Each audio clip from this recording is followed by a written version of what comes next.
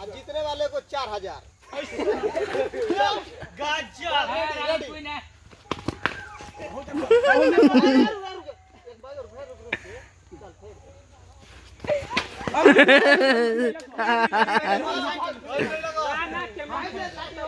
Camera में देख सकते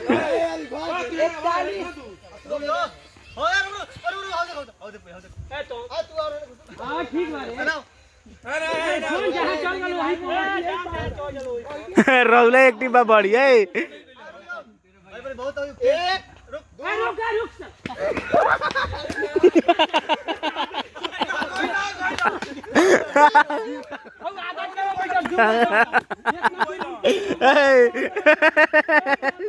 राहुल तू निकाल ली आराम से खेल। राहुल के लिख लिया है। ज्यादा लंबी चाबी लो सर। पीछे को पीछे 3 का ये ना बता दे। हां 1 1 कर ले बा 2 3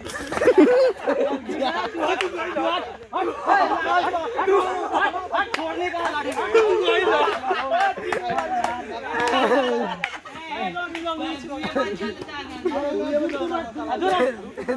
चल 3 काम तब है चलो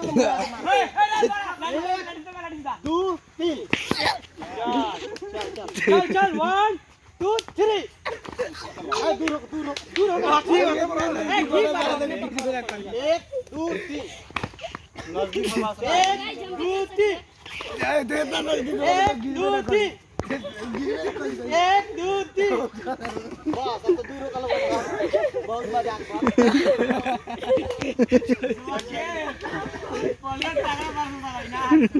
रौला निकाल जाए थी।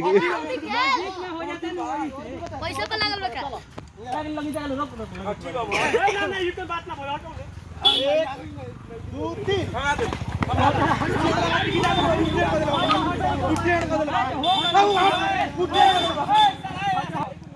रुक रुक बंद रह लाठी ना चल ना ठीक बा। लाठी है मैं रखल जाला है मैं ऊ बोल रहा के रखल है तू 1 2 3 1 2 3 1 2 तेरी में लाड़ पड़ता लो धीरे धीरे कर ठीक है हमने साला तेजी में गिरा 1 2 3 है मैं बोल रहा के लाठी रखल जाला 1 2 3 1 2 3